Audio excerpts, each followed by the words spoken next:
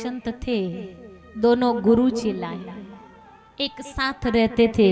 एक बार आंधी आई, आंधी में आधी छत टूट गई है, तूफान उस आधी छत को तोड़ गया है। चेला था, भगवान को दोष देने लगा, रे क्या भगवान छत तोड़ दी, कहां सोऊंगा, कहां रहूंगा। अब गुरुजी ने क्या किया, गुरुजी कहने लगे, भगवान तेरा बहुत बड़ा धन्यवाद, बहुत बड़ा शुक्राना कि तूने मेरी आधी छत बचा दी। अरे तूफान इतनी तेज था, सारी छत भी तो जा सकती थी, किंतु सारी नहीं गई। अरे तूने बड़ा उपकार किया, हमारे सोने लायक तो छत बचा दी जिसके नीचे सो जाऊंगा। अगली ही रात बारिश प्रारंभ हुई। अब पानी की वोच जा रही है। गुरु और चेले के पास चेला फिर भगवान को दोष देने लगा, अरे भगवान ये क्या करा, सोने के लिए एक छत थी वो भी छीन ली। भगवान को दोष देने लगा।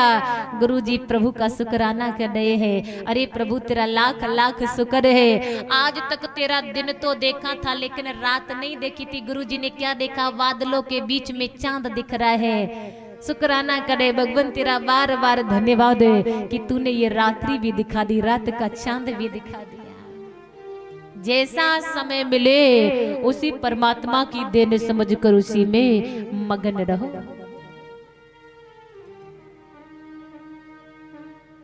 जैसे एक बार एक संत जी ने एक दुराचारी व्यक्ति से समय पूछ लिया, पूछा बेटा कितने बज रहे हैं।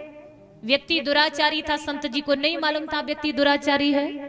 व्यक्ति के हाथ में एक डंडा था, एक डंडा संत जी की खोपड़ी में मारा, बोला बाबा 1 बज गया।